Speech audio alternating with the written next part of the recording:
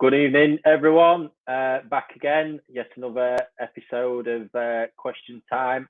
So, as promised last week, we've only got one guest on this evening, so we're going to take some of the time to catch up on some of the previous questions that have been left on these. So, me and Steve's going to run through that. He's got a list. And likewise, if we've got some time, if you've got any general questions you want to pop in the comments, please do so. If we've got time, we'll go through them. Or if not, as ever, we'll keep them stored up, and at some point when we get a chance, go through all of those. So, yeah, without further ado, let's bring Gary in. He's a hobbyist who I've met down at Elite Koi before, and he's quite involved in their WhatsApp group as well. So, yeah, he's got some questions lined up. Let's get Gary in. Good evening, sir. Gary. Thank you very much for letting me on the show. Pleasure. Looking forward to this. I hope the questions interesting for people, but I am obviously pretty new to this. So a lot of my questions will be based on just really my experience of what I've seen so far, and just try and put a few things to bed that basically I'm a little bit not concerned about, but not 100% sure of, if I can put it that way. Yeah, that's great, because I think there's a lot of people probably in your position as well, and I think it's important everybody gets some value out of this. So yeah, go for it. Let's see what I can do. Okay, first one's probably a very straightforward question. Yeah.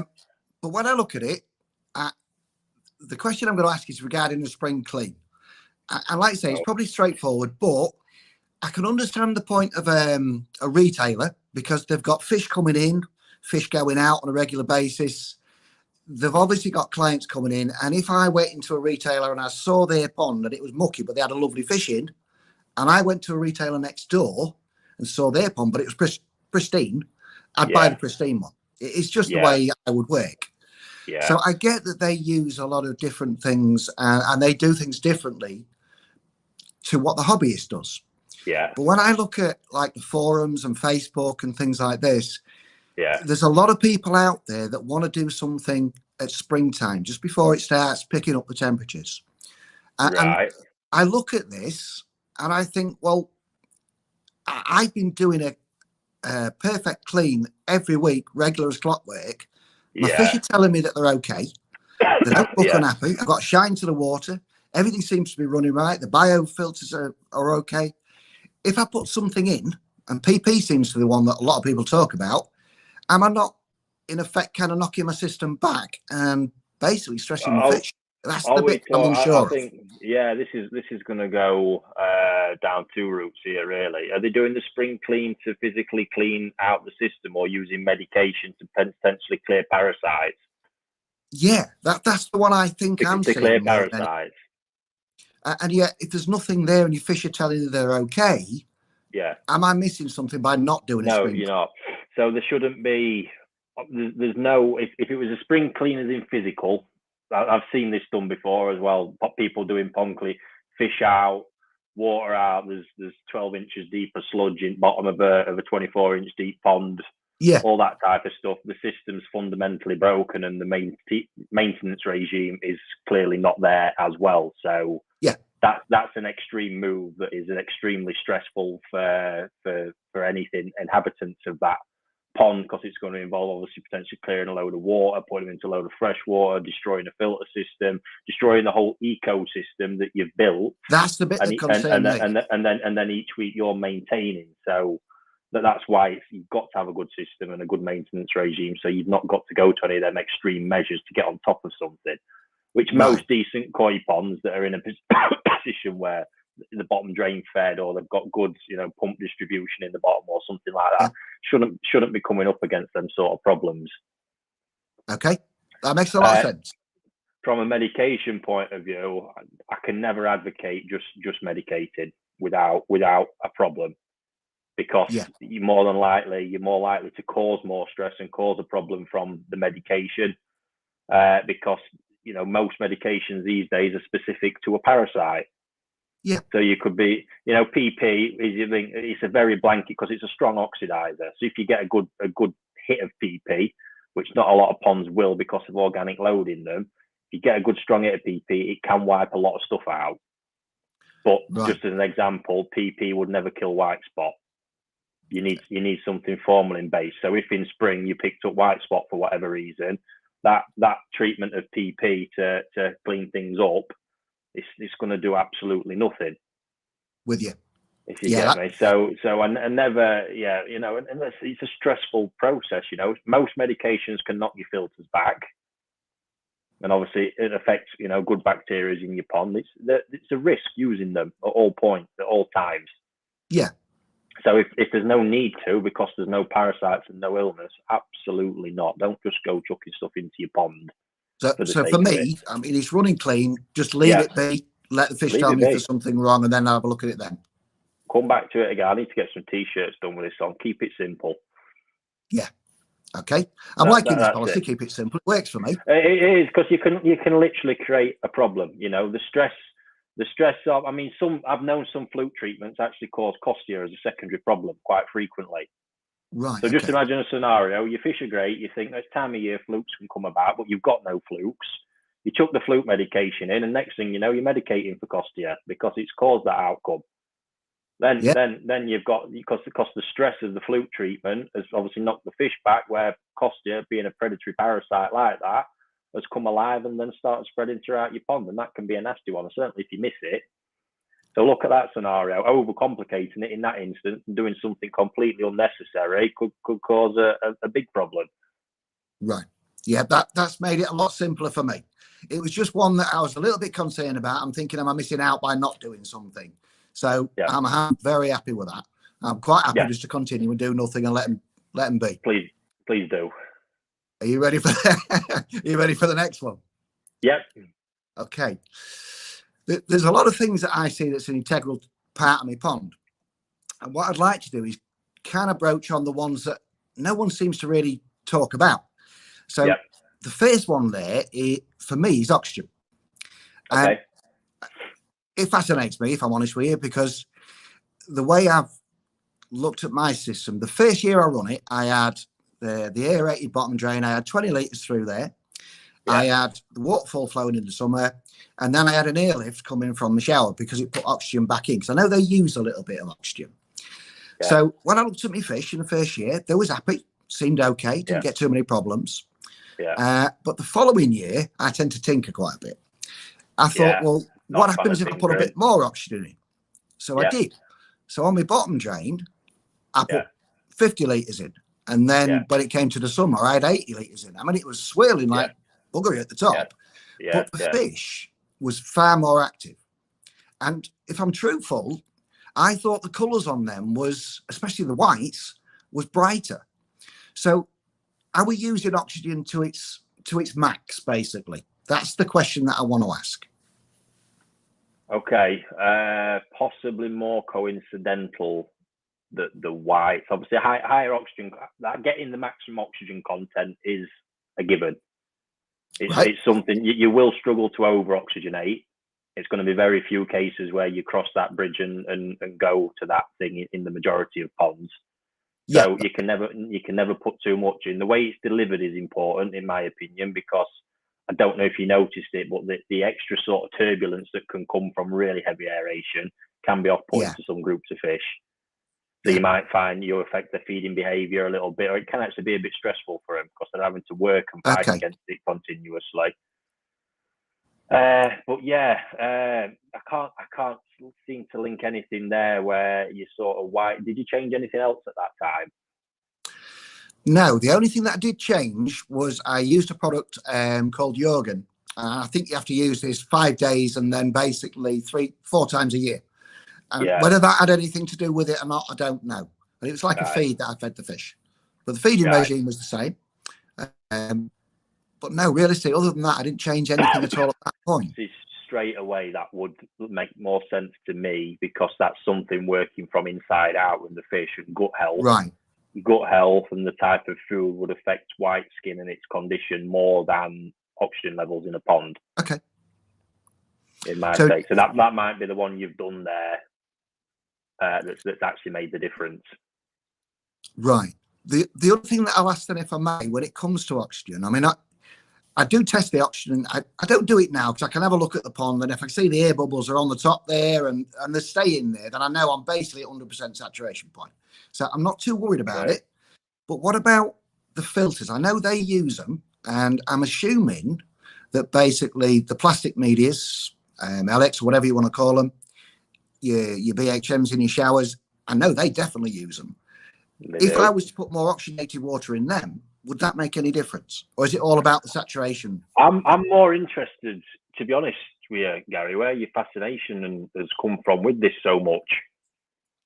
I just try and think everything through and try and get the best out of the system I can, and that's what I'm hoping to do this year. So is everything, you've just said to me before, everything seems to be running all right? Yeah, great. It seems to be running okay. Happy, growing, doing all right. Water parameters in check? Yep, everything's okay in that respect. Fantastic. I'll put one of my t-shirts in post. I'm about to have something wrong there, I tell you, but keep it. Luckily, I've had a good year last year. Yeah, I think obviously for me, if something's fundamentally broken and there's reoccurring problems, is when you need to start investigating and looking at what you're doing. But if you're in a scenario where you are, where everything seems all right, steady, I can't see why you'd want to tinker with anything. Okay, that's fair enough. I get the fascination with wanting to learn, and sometimes through trial and error, it's how we learn. And obviously, you've got one pond to do it. But I really, if everything is all right, your filter's clearly performing because your water parameters are okay. Actually, Steve, I'm just going to butt in there. I've just seen a question about Virkon, and I want to get stuck into that one. So we'll bring that up at some point. I don't know why you change anything, Gary, or even look to. No, that's fine. Do you want to answer the question, or do you want me to ask another one? Or sorry, question. So I thought there was a question online that you wanted to answer. Oh no, sorry. I'm just reminding Steve that we're going to pull that one up at some point. Oh right, okay. I just saw it flash up on the comments, and I'd seen it a few times, so I think that'll be an interesting one. Okay. I watched last week, and it was a little bit about chlorine. I'm not going to go into too much depth for this. I mean, all I do with mine is I have the 10-inch layer, I think it is. I have two of them linked together. I have the first chamber as it should be, the second chamber, and then the last four. I just do basically the last chamber. I think it's the carbon filters in the last four. Yeah, never had a problem with them. And I use the little hanometers just to check it at certain times, probably once a month or so, just to make sure I know they're okay.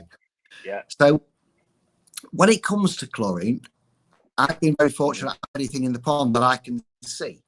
If you did, what would you expect to see with your fish? Yeah, sort of like behaviour, you can't really. So obviously flashing is going to be a common one because it's going to irritate them. But it might be pinking and stressing in the skin that you can't quite figure out as well, or some excessive mucusing that you can't place because water parameters are good from your standard test kit, and the fish, generally you might be feeding all right, but excessive mucus tells us that there's something there playing its part that's not right in the background. And likewise, that pinking of the skin, yes, there's times where you might get that through parasites and whatnot, but in a happy, healthy environment, if you're getting pinking of the skin, something there. Normally, I'd probably expect the mucus to start showing above and beyond everything else. Right. Because obviously it's delicate in all essence. It's their protective bit. So if there's something there, aggravating them, the first thing they're going to want to do is throw mucus to try and protect themselves from it. Yeah. Okay. So that's not an easy one to kind of identify. No, but that's why it's just something you need to keep on check of. In check from your purifiers. Do you trickle in, trickle out, or are you just topping up? I'm a ground pond, so I'm more of a trickle out.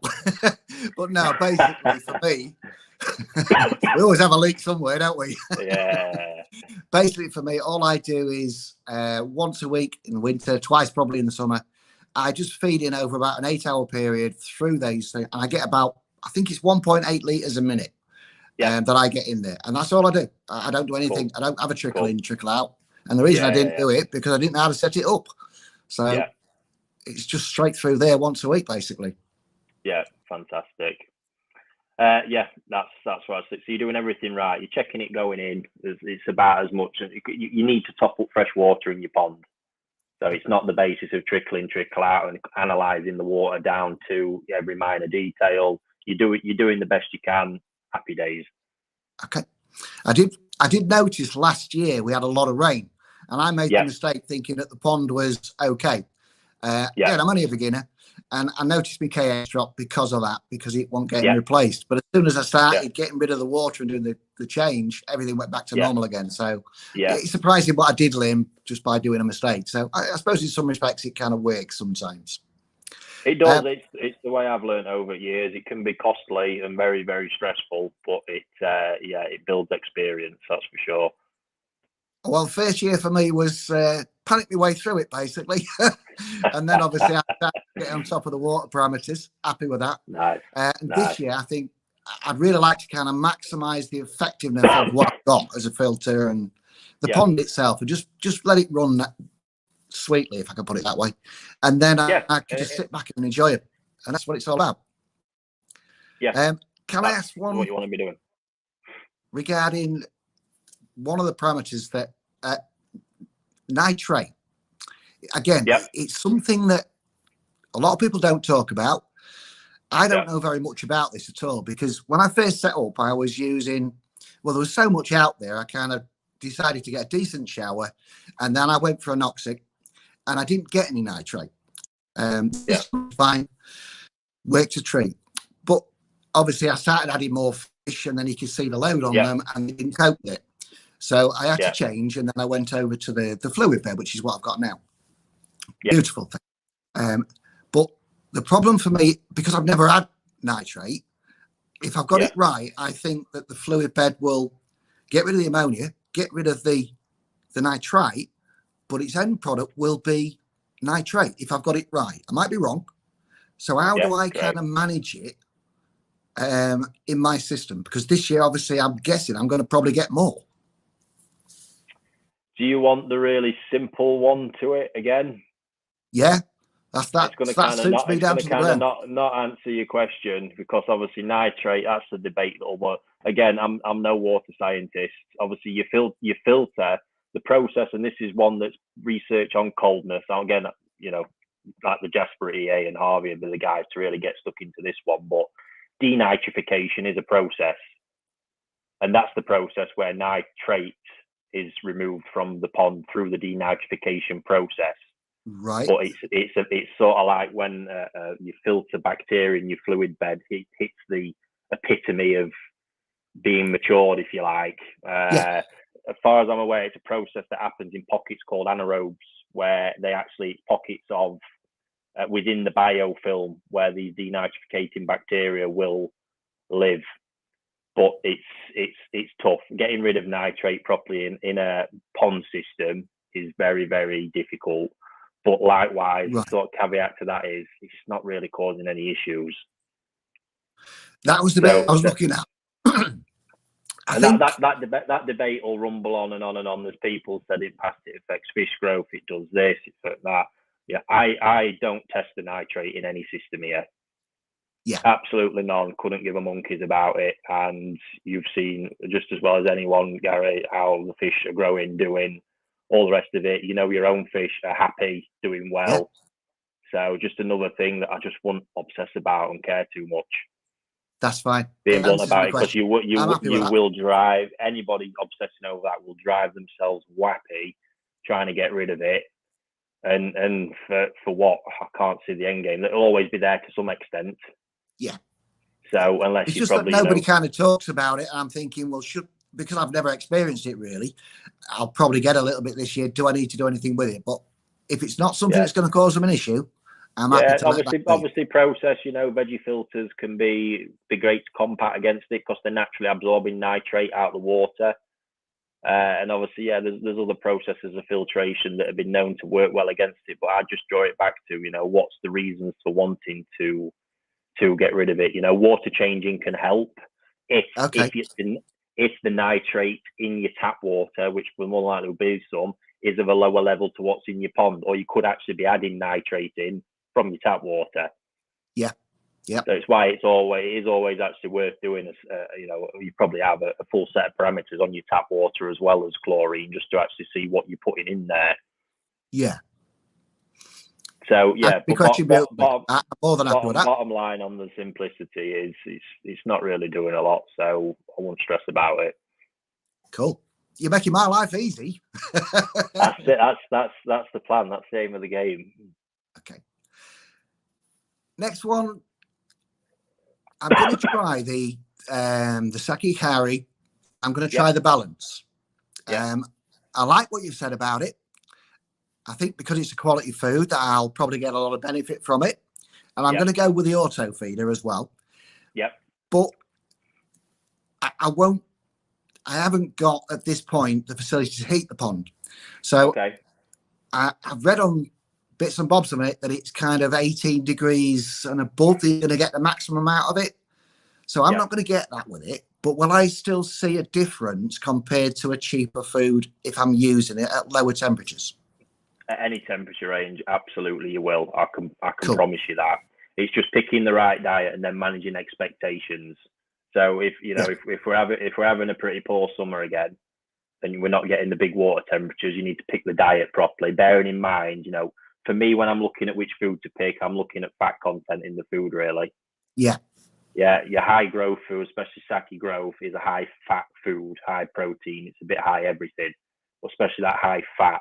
So what'll happen is you could feed that at 18 degrees.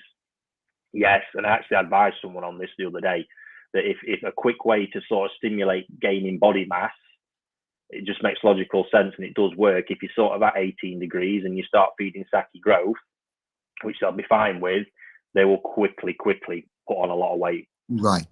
I mean, I'll be honest. If I had to heat, then that's fine. Probably a bit controversial, this one, because it kind of links into the food. I think you've been an inspiration for a lot of people, and I think there's a lot of people that I see on my group that are kind of going to give it a go this year and really try and push the fish and get the growth and everything out of them. Yeah. If I said I didn't want to do that, I've got good reason for it. Sorry, that's my betting slip come up. Basically, my pond's not that big. So if I had a great big monster in my pond, then I had 3 or 4 of these that over 1 metre plus kind of thing, which I won't get anyway. But if I got that size, in my mind, they'd be out of balance.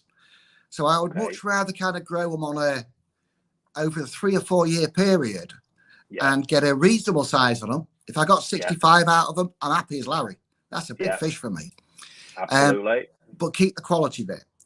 So is there a feeding plan with this Saki Akari that I could actually do over the year to try and achieve that goal?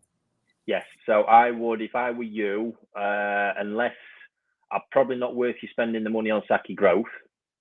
Yeah. In that instance, and sticking more with the balance. That's what I'm for, yeah. Yeah, and balance you'll probably use for 3/4 of the year as well, to be honest. Okay. If not at least 2/3, somewhere along that. And then at the height of summer, as it gets warmer, probably look to, obviously it's the more premium one, but look to integrate some colour into the balance, just to obviously drive the pigmentation a little bit, get them absolutely looking the best. But yeah, if that's the mentality, I can't see the point in pushing them with Saki growth. Right.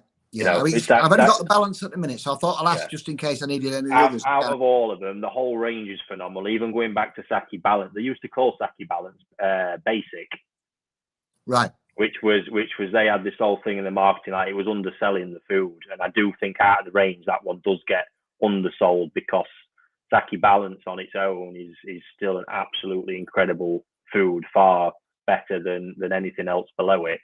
I'm looking forward to giving this stuff a go and see what it does. Yeah, when it gets to the growth food is just, it's phenomenal what they created. Yeah. It really, what it does, but you have got to marry everything else up with it. So I think in that situation, given your mentality as well as not wanting to max things out, you're going to do it with Saki Balance perfectly. And obviously it's a little bit cheaper. Then that obviously gives you a little bit more scope. Then when you add the colour, that's a bit dearer. So, you can sort of balance things that way. So do I just build it up kind of slowly? I mean, at the moment, they're only getting a cupful just to keep them happy, basically. That's all I'm doing it for. because I can't see the point in feeding them. I'm only 5 or 6 degrees. You're right. You just take it steady this time of year, very steady. Yeah. So once we start warming up, build it slowly. If that's the case, as your pond warms, you've got to bring you because you're unheated, you're balancing filter performance with fish, with appetite, with temperature fluctuations. Because you can't really, it's no good you feeding and setting the feeding up for the best case scenario. You have a day where your pond warms up to 18, but your real average is signed to 14, 15. Yeah. You know, you'd want to be feeding them with 14, 15 degree mentality because it's probably going to drop to that over the evening as well. So it's that's a case of just balancing things. But always, you know, if you did feed on a calculated basis, as some people do, where you're weighing fish, calculating feed based on body weight and stuff like that, you can't just go and say, all right, these fish need 800 grams a day and start feeding them 800 grams a day because everything will fall apart. The fish after a couple of days will have had enough of it because the water will no doubt be deteriorating because the filters aren't adapted to the food and all the rest of it. So you've got to say, look, that's the target, and then you build up slowly up to that 800 grams and then build from there, which is why consistency is important. Right. There is one other question that I'd like to kind of link in. I think last year I got it wrong. I didn't realise, but at the weekend I had an auto feed, and that was the missus. She used to come down and put a lot more food in than I was putting in. So obviously what I noticed, she doesn't do it now because I weigh the food out. I'm very strict with it now with her. Wise move. But basically what I noticed, I got little spikes in my nitrate. Sorry, my nitrite. Yeah. And because all the textbooks and the test kits tell you to keep it at 0, I think I got it wrong. And what I did was I lowered my food a little bit and then it brought it back down to 0. And this kept happening throughout. And I didn't really build up a massive amount of food I was feeding them. Am I kind of getting the idea that if you've got a little bit of nitrite and it's not doing any harm to the fish, so it's really low, would I be better off just keeping the same amount of food and then let the filter catch up? Or is that wrong? I don't need to explain that. The reality is, right, obviously nitrite is not good for fish. That's the sort of disclaimer here, because I don't want people misinterpreting. But there will be times when that nitrite might spike. The thing is with nitrite, it's a longer term exposure to it at relatively high levels that's going to do the damage. Okay. Yeah, because it'll cause nitrite will in essence cause you brown blood disease, where you're just killing off red blood cells to the point where they can't really carry oxygen around properly. Right. Okay. That doesn't just happen overnight. What you can also do is salt is a good barrier against brown blood disease being caused by nitrite. Okay. So if you're in a prolonged period where it was happening, you could use that to know you're sort of protecting your fish against it a little bit. But the fact of the matter is, a bit of short-term exposure, you know, while your system recuperates, is going to do them no harm in reality. And that's something where textbook versus experience will absolutely clash and collide. Hence the disclaimer, you know, nitrite is not good, but the reality of it is, you know, if you get it spike at 0.1, 0.2 for a week or two, I mean, I was getting less than that anyway. Was you really? But as soon as I saw it, I went into panic mode really and kind of stopped the or reduced the feed a little bit. So I brought it down, but I figured, was I doing the right thing? That's why I wanted to ask that one. That is textbook versus reality for sure. And it's natural. There's going to be times where it ebbs and flows and spikes and stuff happens. If you look at an unheated pond, there's going to be spikes constantly. In reality, especially during this spring period, is where it's going to be its worst because it's the most sensitive of all the bacteria as well. So you can easily upset it. You know, you go and medicate, you're likely to get a spike, but it'll bounce back unless you're completely destroying the biofilm, which is not normally the case. It'll bounce back, and likewise, the biofilm will increase when you make changes to a system. They're very finely tuned, even if there is capacity there for more. The bacteria will only adapt to what's going on. So what feed level, what stocking level, the bacteria will adapt to it. It's not just keeping a load of spare capacity for you to go and dump 20 more fish in and increase food constantly, you know, at 50% within 24 hours. That's probably not going to be there. You're going to cause spikes, probably more severe than that. So hence why everything's gradual, just to allow that side to. So nice steady build up and just keep going, basically. Yeah, and small Okay. spikes, just don't stress out about it too much. It don't want to be left. Obviously, if it's left and it's continual, you know, like I've said, longer term, that is going to do some damage. Yeah. And there could be that there's a fundamental issue in the system that needs addressing and looking at. But yeah, short-term nitrite spike ain't going to kill your fish.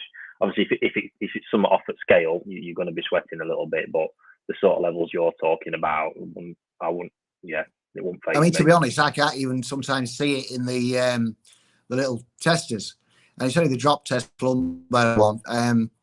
My missus sees it, and we're kind of taking it into the kitchen, looking at it, thinking, nah, there's nothing there. Yeah, there is something there. So yeah, so you see, if you're at that point, well, there you go. It's minimal. That's it. Yeah. Yeah. Okay. There is one that's something else I just want to sort of throw in there as well, where at that point is people chasing these parameters of perfection, especially when it gets to people using digital testers. Yeah. You know, I can't remember. I did touch on this at some point, but I think digital testers are sort of the root of all evil with this stuff, because, you know, 0.000 is not reality. Yeah. And I have seen, that's not everybody, but I have seen people chase that in the past, and I've dealt with people who's told me they've got problems, and that's been the readings that's sort of thrown at me. 0.02 milligrams per litre of nitrite. That on a liquid test is nothing. Absolutely nothing. So, yeah. Just keep it simple. It ebbs and flows. You've got to always be aware of that, but just know what's a problem that's probably just going to pass. You don't have to be too reactive to, and then in essence, what's a fundamental system that problem that probably needs looking at. Okay, I have been coerced into asking one question from the group. Far away. It was. You'll have to let me know after who it is. So they're going through the checklist and going wrong. So the idea is they wanted me to ask, from your point of view, how do you best, or how would you like to see your koi? From the top, or base it through a window? I'm hoping you say top, because they're all going to be ticking. They'll be bricking it up if you do. No. Like, the window thing. You don't like. I don't need to have a pond in the window, but it's always been from the top down. But the window thing's actually growing on me, and it can actually be some particular fish. And I think this is a trend you're going to see more and more. Japan's already had a stab at it at one of the koi shows, where there was fish in aquariums being judged and looked at. So it was considering side view, because obviously that's something in the goldfish world with Rancho. You've got top view and side view. That's how they're actually sold. And I think some koi have great impact through a window. If you look, Deutsch Karashi koi with the linear scale lines down. That you can enjoy that from all angles. Yeah. I'm not against them at all. I think they're becoming an integral part of koi keeping now. So, and I think we will see that trend possibly shift more and more, where some people are, but we do it up here actually at times. We'll be looking through fish and go, that'll look fantastic for a window. And actually from the top view, it's not all that exciting. But it is actually, for me, actually, I think it's opening up another sort of dynamic and another angle to enjoy fish from. Yeah. So I'm still a top person myself. I like to see him. It's just the way I like to see him. Yeah. Each to their own with that one, but there's nothing wrong with either way. But I do think it could open up a nice different side to it in the long run. Okay, that'll keep the group happy. Absolutely. Do you want me to carry on, or do you want to take? Yeah, I think what might be going to go, if you don't mind hanging around. So we're gonna obviously catch up on some questions. That's no problem. That have been sent in. But obviously, it might just be useful, if I'm going along, if there's something that springs to mind that you're thinking of that might add further context or clarification to what we're discussing, it could be useful. So if you don't mind hanging about. Not at all. I've really enjoyed it, Ricky. Cool. Just the one up here, Steve. I don't need you for this bit right now. Yeah, Virkon. Yeah, absolutely. If it's don't vote, try and fix it. I'd love to know the context. I've not seen any of this around, so I'd love to know the context on what people saying to use Virkon or anything of a similar nature to it, and why. Because I've seen. I was around at the time when this became a bit of a craze. Really, it first got into market. these disinfection properties it's got. The actual first thing it was brought onto the market for, it was under a different brand. That was actually for, it's when obviously KHV scaremongering was really around a lot, and you could dose this and the virus wouldn't transfer from fish to fish.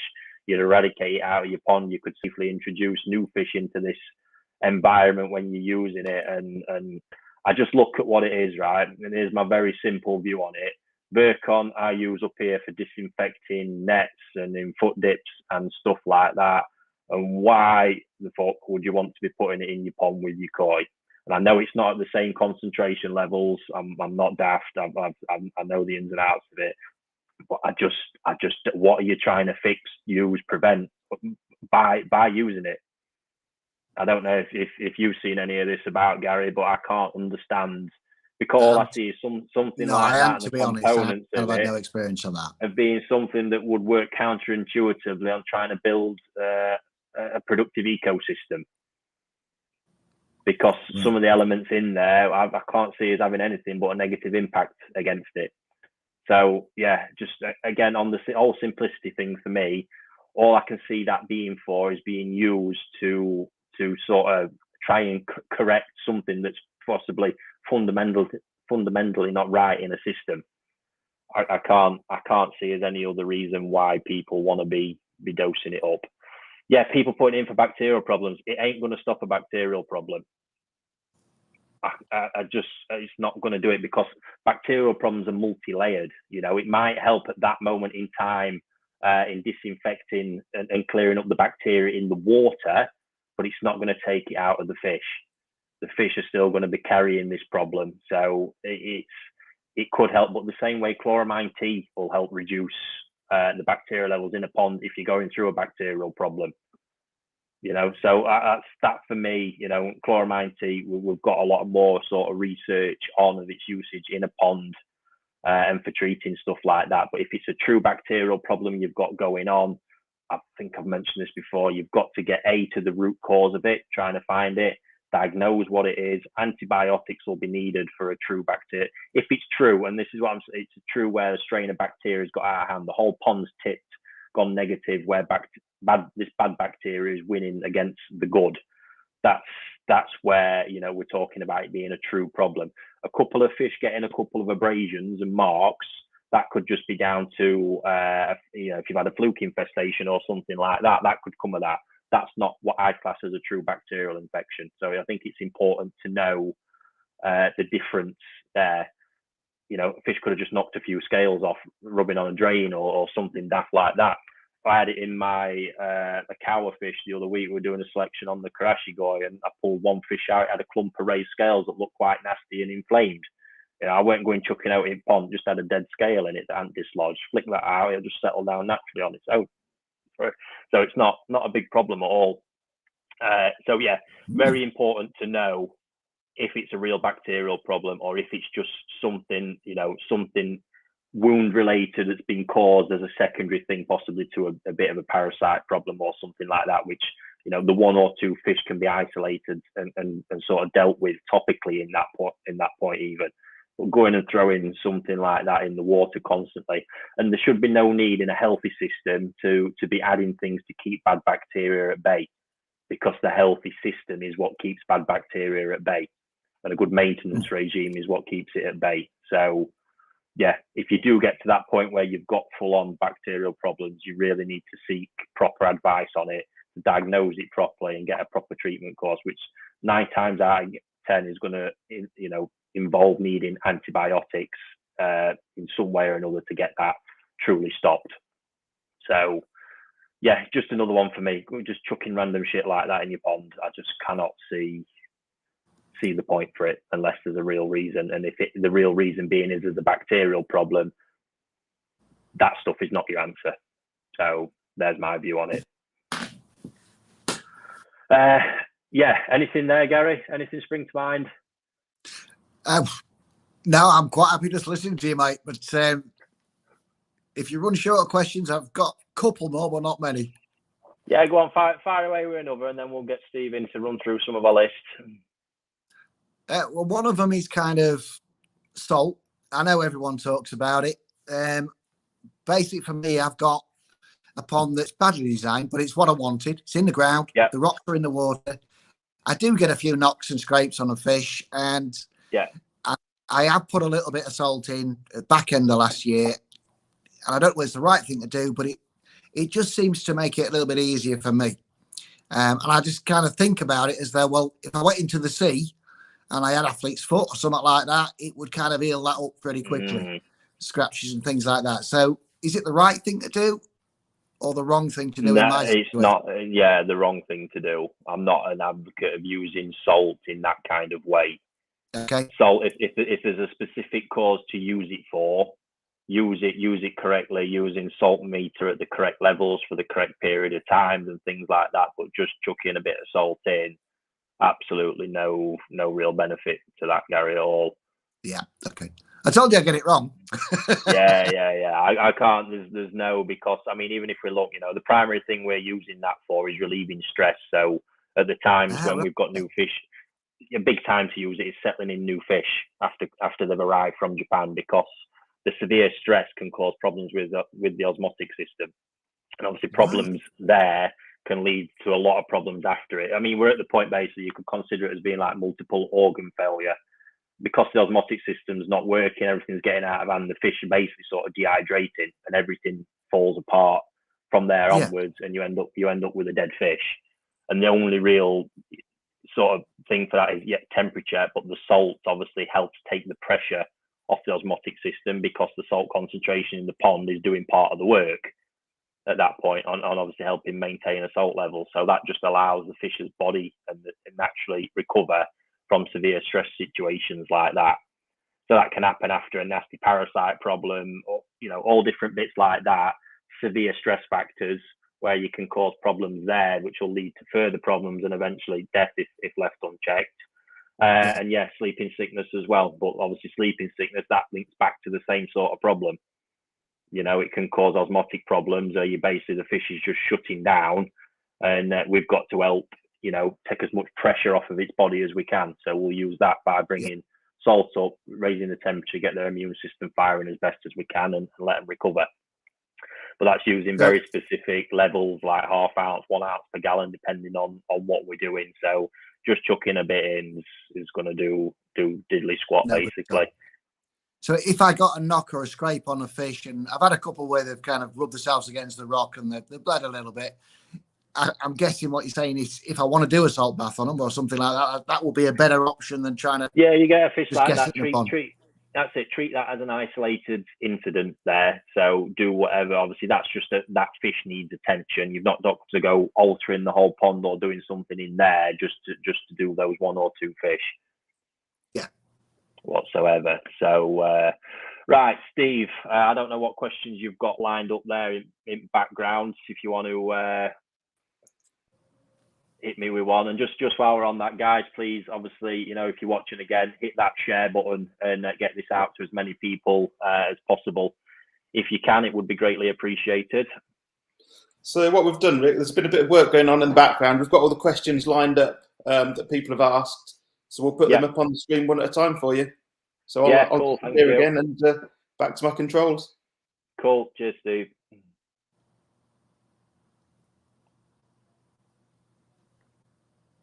Yes, actually, there has been some news on travelling to Japan.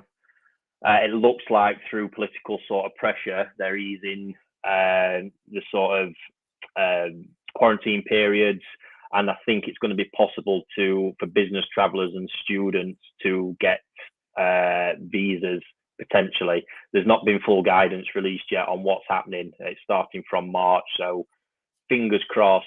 It looks like there might be some light at the end of the tunnel with that one.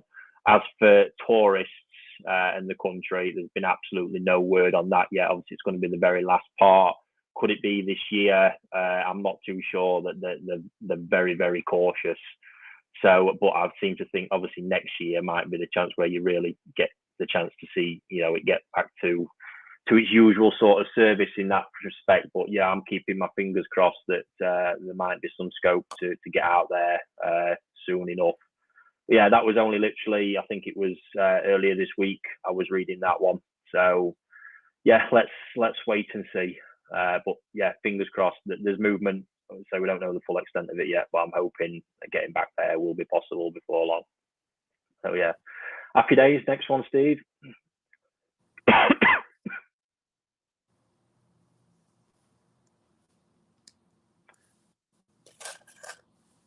Right, two parts to that again. I'm going to sort of cop out a little bit. I'm not, fully into all these technical details on it. Ash, I don't know where that ever came from with the whole ash content, to be honest with you. It could be one of these old wives' tales that gets banded around, because if the guys, especially in Japan, are finding it's in there for whatever reason, I don't know why we'd all be worrying about it, to be honest with you, because manufacturers like car know a lot more about all this than we do. So that's as much as I can really add on that one. It's not my specialty area, but yeah, I can't see. I think it is. It's been around, to be honest. That's something I've been aware of being a question for absolutely as long as I've been doing this, to be honest. But yeah, there's never anyone come and sort of said to me, it's got to be low ash for reasons X, Y, or Z. There's a lot more to it, which leads on to the next part of that question. Poultry meal. If you see poultry meal in a koi food, put it down and walk away from it, please. It should not be in there. The amino acid structure of poultry meal is not right for fish. The body doesn't recognize it properly, so it can't do a lot with it. And that's just a fish food manufacturer at that point who is looking to profit as much as possible, to be honest, using lower quality ingredients. Top quality fish meal, obviously, white fish meal is what we're looking for. Hard to know the quality of it, because it's not really stated, but it wants to be the primary ingredient in any food. We are seeing manufacturers lean more, obviously from a sustainability perspective. Some manufacturers are leaning towards insect-based proteins at the minute from insect meal, which I don't have any issue with. There was the Copland's Midori food, which I tried at some point and got some pretty good results from, to be honest, overall. So obviously it's something to consider. But again, the insect meal, no issues with that. But poultry meal, absolutely not. That's a no-go for me, that one. And that's the sort of stuff you should be paying more attention to when looking at a fish food. So yeah, there we go on that one. Nothing more to add, really. What else have we got, Steve?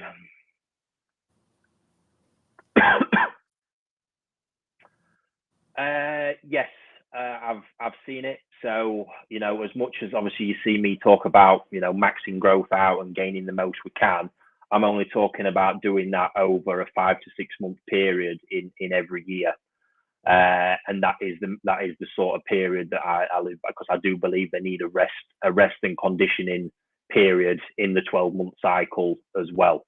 So that's why I wouldn't be an advocate of this sort of absolute all year round growth. Certainly beyond Nisai, the fish need that recovery time as well. If you look at the Tosai cycle, they probably are pretty much growing for the solid first 12 months of their life.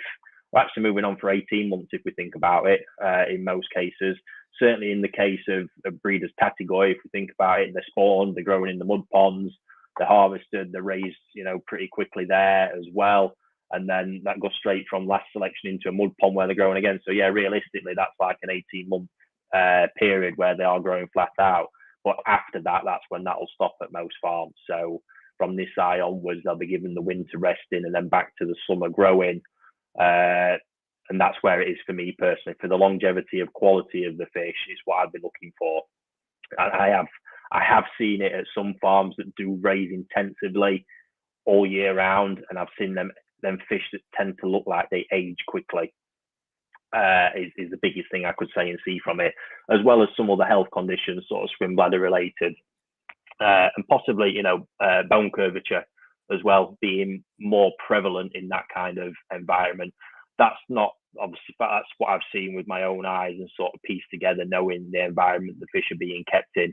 But yeah, big advocate, of keeping it. I think for skin condition, that rest period is really important as well, and just keeping them looking youthful in general as they grow, and not aging them too quickly. A winter rest is absolutely essential. So like I say, that toe side period through to this side, it's an intensive one. You're not going to do any harm, but after that, yeah, grow, rest, grow, rest. That's the cycle that you want to be in. No issues with growing them intentionally for that 5 or 6 month period at all. It can be a high risk environment when you're doing it sort of on the edge like I am, but I don't have too many detrimental problems from doing it, if any at all, really. So yeah, grow, rest. That's the cycle I'd be stuck on, not just growing flat out, because you are going to make them look older and possibly cause some conditions along the way. So yeah, that's where I'm at with that one.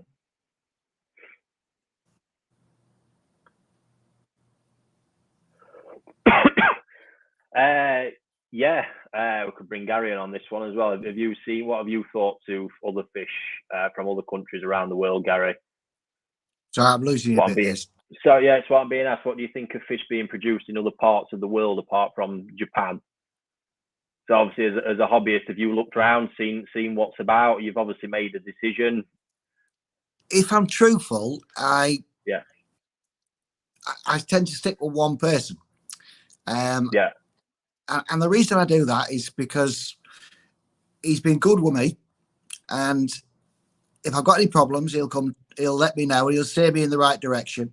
So I kind of give him a little bit of loyalty. So I always stay with the one person. I don't shop around. Yeah, but I know the fish that he gets are good. Yeah, when you first got into it, well, was it because this can be a debate? You know, there's other countries producing fish: England, Israel, Poland, other Asian countries. Was that something you looked at? I prefer to stay with the best I can get, and I honestly believe that's from Japan. Yeah, so that's why that's the type of koi that I wanted to go for. Yeah. I was just curious on where you thought. Well, for me, I think I've mentioned this before as well. You know, yes, other countries are doing some amazing work. You know, some of the English breeders over here are doing incredibly well. Some of the fish being produced out in Poland, quite incredible. And there's a lot of Asian farms. You know, Thailand produces a lot of good koi. The issue out there in other Asian parts is disease control, traceability, and sort of honesty of what's going on, to be honest with you, tying back into that traceability bit. So it's never even a consideration, because it would scare the life out of me. Not the case with the English guys, and out in Poland, I know there's a lot of you know, biosecurity measures there, and they're very safe sources. And yeah, producing some great fish. It's just, for me, you call it snobbery, whatever you want. I've been brought up with it in Japan. It's the home of it. It's where I wanted to learn it all from, and still now you see how it's done, and it's just, for me, where the passion lies with it. So I'm naturally always drawn that way. But yeah, you know, hats off to the guys, because breeding is a tough old job. It really is. It's tough, even tougher to make you know, a good business out of it as well. So hats off to anybody giving it a shot, and best of luck to you. But yeah, there's some great stuff out there, but I will always be biased towards Japan, because it's where it's all at for me. So that's not to say any of the other options are bad. They're not. And you know, certainly from the English perspective, get behind the guys as much as we can, because ultimately it does rely on the support of people around buying the product to make it a sustainable business and job for them. So that's my thoughts on that one. Right, can you feed colour food to any koi, or just koi with Benny, or is it throwing different colours? Okay, yes, so you can feed colour food to any fish. You just got to obviously give consideration to what it's going to do. So in the case of a Yamabuki, if it's going to throw other colours, i.e., you know, the red spots that they can get, answer is it's probably going to do that anyway. So colour food is going to make no difference to it. And all colour food would do anyway is bring out something that is there. So if that is something like that, it's going to come up. Or if it's darkening the colour, which it's likely to do, you know, because there's a lot of pigment in the skin, then that is what it's going to do. So that comes back to then looking at probably how you select fish. Obviously, this is on the basis as well that we're working with mixed pond environments here, which is obviously, not always the best. But it's fine. So yeah, you probably, to be honest with you, if you've got a Yamabuki and the lineage has got a lot of orange in it, you possibly, you know, with colour food, going to tip it more towards the orange side. but some Yamabuki lines just don't have it. So all you're going to do is really strengthen the yellow colour, and that can be even come down to the individual fish as well. You know, the paler sort of Yamabukis when they're younger, naturally going to take more time and they'll still achieve a bright colour when they're older. It's just going to take more time to do it because the pigment's got to develop, and colour food will help that along the way. But if you're already at a point where, you know, you've got a real deep, intense coloured Tosai Yamabuki, yeah, colour food is probably going to, you know, push that more to the dark sort of yellow, tipping onto orange scale a lot faster. But even that's probably a process that's naturally going to happen anyway, because all the colour food is doing is helping realise the potential in the fish. It's not really doing anything artificial in the case of a good colour food. It's just helping it realise its potential. Like with Shiro Utsuri, obviously, you can get some discoloration from with Shiroji from it, and you can obviously push secondary heat or secondary Beni on Shiro Utsuri, but all you're forcing up is what's there anyway already, or going to come out at some point. So yeah, to me, there's more upsides to using it than down, even in a mixed pond, to be honest with you, more upsides than down. But all it's going to do is bring on something that's going to happen anyway. We'll just bring it on a little bit faster, or actually bring it to a point where it might not fully get to naturally. But yeah, you know, mixed pond, I don't see any harm. Like a sort of 25%, you know, if you're mixing a colour food in, sort of 25-30% throughout the height of summer, not going to be an issue or cause any detriment. It's probably just going to make everything look a whole lot better, to be honest with you. Because remember, in summer, as the fish are growing, you're working against the pigment sort of naturally stretching and pushing down a little bit anyway. So what you're doing with the colour food is trying to push that stuff back up just to maintain it. And as winter comes along, it'll catch up naturally anyway.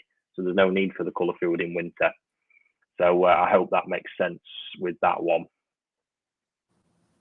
That's a good one for me, that one. Yeah, I thought it adds a bit, but it's certainly in your case, Gary, from what you discussed, absolutely, you know, that's why I said summer, mixing that bit of colour food in. Because as things are growing, stretching, the colour naturally softens. Obviously, it makes sense. The fish are growing, things are stretching a bit. And you know, they're metabolizing a lot faster. There's a lot going on for them. So I don't expect koi to look their best in summer. And certainly while I'm growing them intensively, I don't expect them to look their best. That's what I use winter for, the catch-up period and bringing the condition on. But that is why I use the colour food, you know. Yeah. It's said by many breeders over time, you can't truly get koi's pigmentation to its absolute maximum without some help. It probably would, but it takes so long, it just wouldn't be worth thinking about. So that's why it's needed to help get it to that maximum level where we're seeing it on All Japan show winners, and it just looks phenomenal. You know, you struggle to do that without colour food. And yeah, B, you know, in that environment, I need to balance up what's happening. So, you know, naturally, I've got to try and just keep supporting the colour while we're pushing the growth. Yeah. So yeah, it's a useful tool, a necessary tool in my opinion, and one there really is a real lack of education on colour food. I know when it first when I got into this, it was seen as almost like a cheat. Yeah. You know, you're cheating if you're using colour food, or it's not the right thing to do. It's artificial. That's just, none of that is true. I have said in the past there are colour additives and things that can make the colour look artificial, but that's not what we're talking about in the case of a good colour food using really pure spirulina. We're just doing everything to further progress the fish to the best. This is going to be an exciting year for me. You know that, don't you?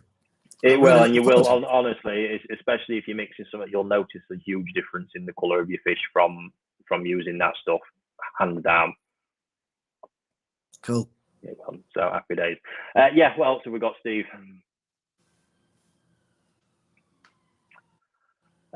Trick and fluke in a pond today. So how I would go about that, I would probably use treatment of potassium permanganate first, which is, if it has the right thing, you're going to eradicate the trichodina and possibly knock the fluke back a little bit, but potentially not clear the fluke up. So I'd go with the PP, which is going to clear the trick. It's also going to it's going to clear your pond up a little bit of organics. It's going to obviously mop some of that up through the oxidation process of using PP, which is then going to leave the pond in a better state for adding the fluke treatment, because you're going to have potentially cleared the trick up. knock some of the fluke back, you're going to, lower DOCs and organics in your pond, which is going to, let's say, leave it primed in a better spot for adding the fluke treatment. Just be there. I would obviously clean the filter between the PP dose and the fluke treatment, just to eradicate, obviously, everything that the PP's cleared up. So, yeah, that's how I'd go about that one. Quite simple. Yeah, any more, Steve?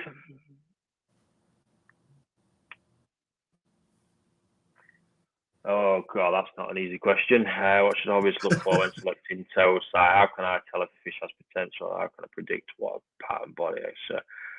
Wow, that's really multi-layered, that one, and not something I feel like I can give a simple answer for, purely to the fact of, and this is no cop-out, if we're talking selecting a Chagoi versus a Kohaku versus a Goshki, we're talking about all different things here. In general, if we're getting into specifics, the biggest sort of thing you look for, so I've harped on about it a lot, body. Yes, body will be your one very specific trait there you can look for and analyze.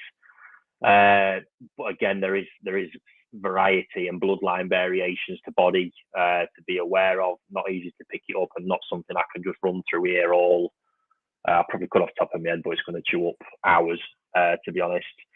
So yeah, got to be mindful. Looking at body, it's again the very simple tip I can give you is just to look for, you want a nice, smooth, symmetrical body. Like, you don't want too much power in a body at toe side. So if it's looking really, really strong, powerful body, that could potentially be, you're thinking, cool, that's going to be a big fish. That could actually potentially work against the body like that, because that sort of bone structure and setup could be an indicator to me that the body structure is actually too small, and that's why it's looking bigger and more compact at this age, and that might not be a fish that's probably going to grow that well.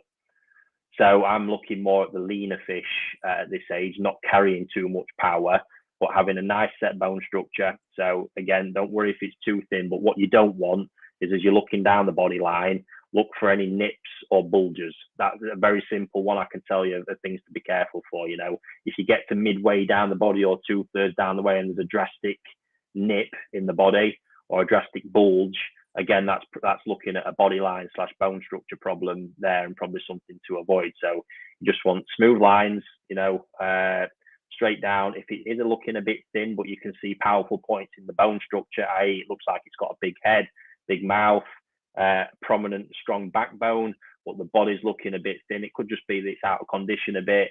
It needs fattening up. That's not an issue if the fundamentals of the bone structure are right. But yeah, just that's probably the easiest, simplest advice I can give there when you're looking at that body. And this is going to play out more. This is the tricky thing as well. That's going to be different slightly between looking at a 15 centimeter toe side and a 35 centimeter toe side. The body's going to look different. But yeah, then fundamentals, I said, no nips, no bulges, look out for that. And yeah, just don't be put off by skinnier looking fish, but try and pay attention to the bone structure elements and see if they're right. Then, it could just be a case of, you get that in your pond, give it some TLC, some nice feeding down it, and you'll bring the body up into better and nicer condition from there. So yeah, sorry, I can't. Just pop the question back up again for me, Steve. See if there's any more of it I can tick off. Oh, I think I've caught him out there. Does that make sense to you, Gary? Yeah. I was lucky enough to have about 5 minutes, and he kind of showed me 4 pictures, and I remember it vividly. And we went from the small fish, the way its body was, and then how it grew. And I keep those in my mind now. When I look for any fish, that's what I go for. Yeah. It's done me proud, to be fair. I've had some nice fish. The other little bit of tip I can give you is obviously a lot of this comes down from experience. I can give information now, knowledge from all my experience and show stuff, but the way I've learned all this is from doing and having a big testing field and learning year on year, having that testing pool and just observing with my own eyes what's happened when I thought, that body's done this. So taking pictures of your collection can always help. After you bought a new fish, just take a quick snap for reference. So in a year's time, because the thing with bone structure is, it says about predicting, what's going to happen, now it's going to play out. you can see, and this with the right level of experience, you can get an idea for seeing in a 15 centimetre fish what that body could potentially look like at 80 centimetres, if it's going to get there, or at 70 centimetres. But all that is a case of it's just a thing of seeing them. You've got to see, a certain amount at a certain age and size, and then see how they turn out. And you can then sort of work it backwards and say, actually, that head being a bit shorter as a toe size, still now, fish is 70 centimetres, and that head's a bit shorter. The actual shape of the head hasn't changed. It's just the sort of scale of it's changed because the fish has got bigger. Yeah. But you really can't, as much as I can drill on about it, it is just experience. So this is something why it's really great to have, grow on ponds or batches of fish where you can sort of, raise them and take pictures, take reference, take notes, and just see with your own eyes what's happening and learn from it. Best advice I can give there. The rest, that is a really, really sort of multi-layered, predicting pattern. Again, it's that's coming from experience. A lot of it, understanding. You can't really predict sumi pattern. Trying to predict sumi pattern in them type of varieties like Showas and Shiros in Tosai is going to steer you into looking at fish in the wrong way, because you need to pay attention to all the other qualities and let the sumi do what the sumi is going to do. It's very rare to predict it. There's some bloodlines, the Danichi lineage, the sumi type in that is a very predictable one, which is quite nice. But in some, you've got no idea. So you focus on the other qualities, grow it, let time do what time's going to do, and let the quality naturally develop and see where you get. But best thing when it's Tosai, focus on the raw qualities, really focusing on the body when you can. And obviously skin quality elements, but again, they're going to differ across all the different varieties, metallic, non-metallic. It's quite tough to get into, but good skin always has a habit of shining through. I think the fish with good skin always stand out in a vat. You just see it popping and looking good. You can look at colour and understand colour a bit more. So, it's not to be put off by an orange looking Kwaku, for example, because you've got to understand what's gone off there. Is it just the sort of Benny that needs time because it's going to thicken up with age? Is the pigmentation sat there in the cells? There's all this. So huge topic. And obviously you will find with the content I'm doing, we'll keep touching upon these areas at times, so stay tuned to it. But the best thing is really to learn from doing, keep some records, keep them up to date as well, quick snap once every 12 months, something like that, so you can look back and think, bloody hell, that's what that done. So I think our memory has an habit of not really keeping track on the finer details, but when you can just look at two side by side, you'll think, blooming heck, that's impressive what's happened there, or not impressive, and then try and look for the areas where you've potentially gone wrong, and try again differently the next time. So there we have it. Right, we'll go with one more, Steve, and we'll wrap it up for this evening. If he's got one. Here we go. Any koi varieties would you recommend for an experienced hobbyist? All right, most hardy koi varieties I've got. I was just going to sort of start with that bit. I'm just trying to figure out what issue I've got with that question, to be honest with you. Looking for, I think in essence, it's saying looking for hardier types. There's no one variety we tend to have that stands to be a bit of a problematic fish here at times in amongst batches of fish is Goshki, in all honesty. I can say that from experience. I'm not saying don't go and buy them. It seems to be with the newer ones, and it's more on the new when we're importing them. So it's getting them through the early phases of quarantine, they get hit by the stress. But when we've sort of got them over that period, they're a lot more solid and robust anyway. So I wouldn't be too concerned, and please don't let me put you off them in general. But I think there my issue with that question is looking for why you're looking for hardy varieties, because if you've got a good stable pond environment anyway, it's going to suit any koi variety. So there are them that tend to be sort of tough as old boots, Chagoi, for example, and bits like that. But no, there's none I can think of other than that's being quite open. Goshki tends to be quite a tricky one for us to handle. But I think out there in general, when we get them over a lot of this stuff, it's not such a problem.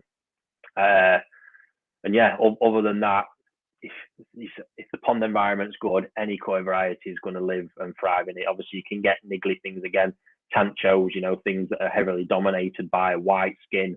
You can tend to find they can show stress quite easily.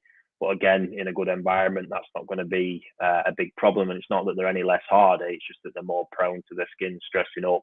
And what you can also find likewise is, you can always get that one problematic fish in a pond you have to be aware of. That's just a koi that's struggling in general. It's not to link it to any specific variety.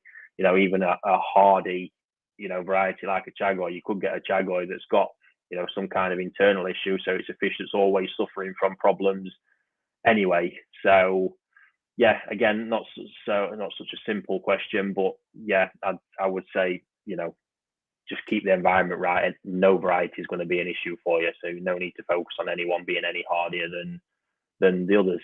So yeah, that's how I'd wrap today's Q&A up. Yeah, thanks for coming on, Gary. Thank you for letting me ask the questions. It's been a privilege, mate. Really enjoyed it. Please go back to the group and ask a few more of them to man up and come on like you've done as well. I'll give it the best shot. Be great. And thank you so much. Take care, Ricky. Pleasure. Bye. Thank you. Yeah, right, guys. Thank you again for tuning in. Yeah, it's been great to get through that one. We've got some more good guests lined up along the way. And again, we'll try and work through any backlog of questions. In the meantime, been working hard on some of the other content for the YouTube channel. A great video on the Karashi Koi that went live on Sunday. And yeah, I believe this Sunday we are launching the Issa Tosai Showa selection that I've just done recently as well. So there's some quite nice stuff in there. So yeah, thank you for the support, all the comments. Yeah, absolutely loving it, and we'll continue doing what we do and getting this out there. Please, as always, share the word about as much as you can, and yeah, we'll keep going with it. So that's enough from me this week, and I'll catch you all next week.